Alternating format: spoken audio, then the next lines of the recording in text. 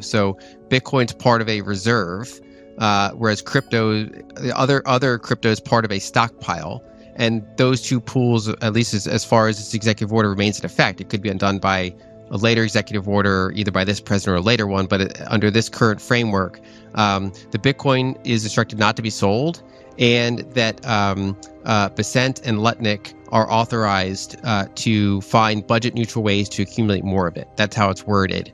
Whereas the crypto stockpile, the Treasury Secretary, so Besant, has discretion on how to handle those, which could include sales, and that they're not really meant to accumulate more other than through the normal course of seizures and forfeitures, which is how they have all these holdings in the first place. What if I told you the US government just made Bitcoin a strategic reserve asset, quietly and without debate? Lyn Alden just revealed that a recent executive order did exactly that, separating Bitcoin from all other cryptos, giving it the same untouchable status as gold. And here's the kicker. They're now instructed to accumulate more, budget neutral. This isn't just policy shift. It's the beginning of a new monetary regime, one where the US dollar is being sidelined by design. And if you're still saving in dollars, you need to hear what comes next. Tariffs can impact in the very short term. You can just flip a switch and tariffs are on, whereas supply chains take a very long time, especially at scale, to move. And so my original background is engineering. So I always kind of look at things from a pretty tangible perspective. It's easy to kind of sit in New York or sit in Washington and kind of look at everything, numbers on a chart. But when you actually are moving facilities, moving logistics hubs and things like that, that's actually a really time consuming thing. So in the near term, it's likely to be inflationary and disruptive. Longer term, I think the best case scenario is it can kind of signal a priority shift. In that paper, The Economist covers not just the tariff side, but also, ironically, trying to discourage the rest of the world from stashing all their excess value in U.S. financial assets and overvaluing the dollar because of that. So it's kind of like this 1-2 punch of trying to make imports more expensive and then also trying to discourage excess capital recycling. So I think it's a potential turning point, and I started writing about that last year. Before all the tariff stuff came into effect, my initial catalyst was the U.S. was entering a rate cutting cycle, and so it'd be the first window since 2019 that could be a catalyst for some of those capital outflows. Now, 2019 didn't really end up doing that because within a year, COVID hit, and the big U.S. network effect tech stocks, really benefited from that. And also the U.S. did more fiscal and kind of came out a little bit more explosively than the rest of the world, while China and other places were still kind of in contraction mode. And so that didn't work out last time. And so my kind of framework is this is the next window for it. Now, a window doesn't mean it's going to happen, but it basically means that it's one of the first higher probability areas in a while. The area of my portfolio that has been more challenging has been expecting a little bit more of a rotation earlier. So I've been early on that trade. So I'm always a little bit cautious to say, okay, this is the big rotation, because I'm mindful of the difficulty of making that call. But I do continue to hold the view that it's more likely than not that this is early sign of a rotation, because there are a number of things there. There is the initial rate cutting period. Then there's all the tariff uncertainty. Then there's the fact that I've been emphasizing China because they've been in a balance sheet recession for a while. They're trying to deflate their property market, and kind of deflate bubbles there at kind of a gradual pace. But last year, they started to hit certain pain points on Chinese social media. They were, it was starting to come up, and then they were starting to hit red lines in the equity market where their kind of priorities shifted. And so my view was that they weren't going to come out with some sort of hyper stimulus, but that they're going to come out with a series of smaller ones whenever they keep bouncing into these red lines, and that they're starting to put a floor under things rather than a ceiling over things.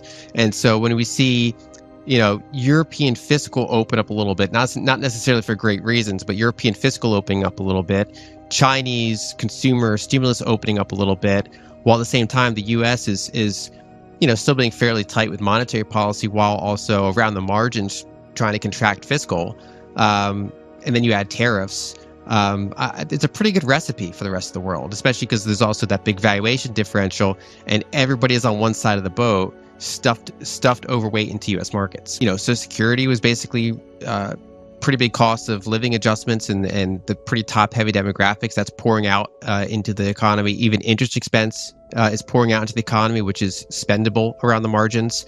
And so defense spending isn't some like rapid effect stimulatory thing, but it does trickle out to all the people that work in those supply chains and their spending power and their employment. And so in the marginal sense, we can say that basically Europe's going from kind of low fiscal to maybe moderate fiscal, while the U.S. isn't really increasing anymore. And so on the margins, that fiscal difference has narrowed. And so I think you do get a similar effect in Europe, just maybe smaller. The issue is that the vast majority of the spending is these really big buckets that are hard to cut. So Social Security, Medicare, interest expense, defense spending, veterans benefits. And if you look at even, for example, back in like the Paul Ryan Republican era, so that, the past decade, they were trying to reform Social Security, Medicare, raise retirement age, trim things, potentially privatize some of it. Whereas in kind of the Trump version of the Republican Party, like if you look at 2024 GOP platform, Promise 24 is don't cut Social Security or Medicare and don't raise the retirement age. So the optics are the idea that there's a lot of government waste, a lot of employees, and you can start trimming that. And while you can rack up a lot of these like optical wins or dramas, depending on what side of any given issue you are, it doesn't really eat into the biggest things on the pie chart. Probably the only area that is big enough, discretionary speaking, is defense. But then the issue there is every single congressperson who has some program in their jurisdiction is going to fight tooth and nail to keep it. So you have to go through all that. Let alone the fact that outside of defense and outside of all those big transfer, like those transfer programs, we look at like FAA, Department of Education, XYZ, all those are like little tiny slices on the pie chart compared to those really big things. There's that he posted on Truth Social that they would have Bitcoin, Ethereum, and then the three others. That got some backlash, not just among Bitcoin proponents, but also some CEOs of major exchanges that are involved in multiple cryptos. There's one of the projects in particular that's not well liked by the rest of the space, and that's probably what encouraged some of that backlash. XRP is particularly controversial in the space. The way that the executive order actually came out seemed to include or take into account a lot of that criticism and probably behind the scenes lobbying, which is they separated Bitcoin from other crypto. So Bitcoin's part of a reserve, whereas other crypto is part of a stockpile. And those two pools, at least as far as this executive order remains in effect, it could be undone by a later executive order, either by this president or a later one. But under this current framework, the Bitcoin is instructed not to be sold, and that Besant and Lutnick are authorized to find budget-neutral ways to accumulate more of it. That's how it's worded. Whereas the crypto stockpile, the Treasury Secretary, so Besant, has discretion on how to handle those, which could include sales, and that they're not really meant to accumulate more other than through the normal course of seizures and forfeitures, which is how they have all these holdings in the first place. So I actually think that the executive order came out better than it could, because instead of going out and buying, crypto XYZ that probably passes the Howey test and makes certain insiders and VCs rich and was pre-mined and, has an issuer, and it's kind of like if the U.S. picked certain stocks to own and not other stocks to own, that's rife with all sorts of conflict. I actually think that they separated out pretty well. And, the thing I wrote about before this all happened is that my base case is they ring-fenced the Bitcoin they already have, which is basically what they did. They're capitalizing it with the Bitcoin they already have from seizures and forfeitures. They'll see if any of those should legally be returned to certain entities. There's a particularly big bucket of those that is, probably owed to an exchange that, they got hacked. It's not really, they weren't involved in criminal stuff. So we'll see what happens there. But other than maybe that big chunk, I think they hold that. They might accumulate a little bit more. I generally take the under on the idea that they're going to go out and buy like 1 million Bitcoin, as some of the proposals have said. So I tend to assume that it'll be roughly the size it is now, maybe a little bit larger, because they probably want to get some optical wins of, hey, look, we sold this crypto and we put the proceeds toward a budget neutral acquisition of a little bit more Bitcoin, or we did this and we bought a little bit of Bitcoin, but we'll see. Their policy before was to gradually sell the coins they have. And so merely not selling them is says we'll hold it. Yeah, it is a tangible change.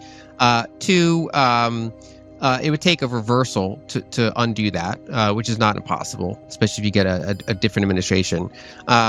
It's a ton of free marketing, so a lot of that is just optics. But then it's also like the fact that they did differentiate Bitcoin from other crypto, I think was good. It could have turned out more problematic, more prone of conflicts and things like that. The fact that not selling it is effectively the same as buying it is true, which is why I mentioned that this is not just an optical change. There actually is substance to it, because it involves either not selling or selling potentially hundreds of thousands of coins. And so that's fully true. It just means that the purchases were essentially already made. It doesn't mean that more purchases are coming, but they're still effectively purchases in that sense. And it's also true that it's not like oil, where the U.S. could find itself suddenly deficient in Bitcoin and needs Bitcoin. I think there are other countries where it can serve a more strategic purpose, which is that if they're worried about getting cut off by sanctions or things like that, but they even just for the fact that they could make a payment to another nation that settles in a half hour with multiple under multiple blocks, that actually gives them something. Whereas if you are the U.S. global reserve currency issuer, that effectively what the value you're getting is it as an investment. So in that sense, it's not like oil; it's more like the gold holdings. And then the question is it worth adding to our gold holdings? Is it worth adding another kind of monetary-like asset to that? Now, the part that I would see a little bit differently is it's not quite the same as holding 5 stocks the presidents like, because Bitcoin doesn't pass the Howey test, so it's effectively a digital commodity. It's an asset without an issuer, and so I do put it more on gold in that case, with the caveat that it's still a fairly small asset, and this does obviously benefit those who hold Bitcoin or that are bullish on Bitcoin. So it does, potentially help certain constituents and not others. And as you point out, many of them did lobby for it.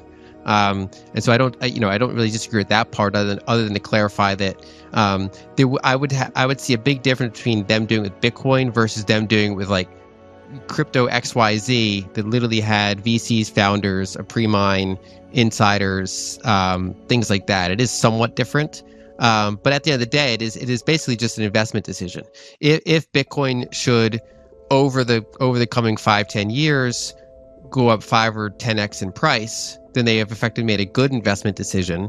Whereas if it stagnates, if it goes down, then it will have been a waste. Now, I think at the scale that they're doing it on, it probably gets disproportionate attention, in the sense that, they're not saying, hey, we want to go out and accumulate trillions of dollars with this. They're basically saying the couple $100 billion we have, which is, a month or two of fiscal deficits and a pretty small fraction of the gold reserve. So it's kind of, I think that there is controversy to it, but I kind of put it on small enough potatoes that it is what it is, and it's a little bit different than a security. So here's what just happened. The US government quietly separated Bitcoin from the rest of crypto. Under this new executive order, they're forbidden from selling it, and even instructed to accumulate more. At the same time, gold is being repositioned globally as a reserve anchor, while Trump's tariffs begin pushing capital out of US assets. According to Lyn Alden, this isn't just a policy change, it's the first real signal that the dollar's endgame is here, and it's being replaced by hard assets, whether you're ready or not. Now that you know this, there's only one logical next step, because the next video on this channel reveals exactly how this policy shift is already reshaping global wealth flows in real time. Click it now. You can't afford to miss what's coming next.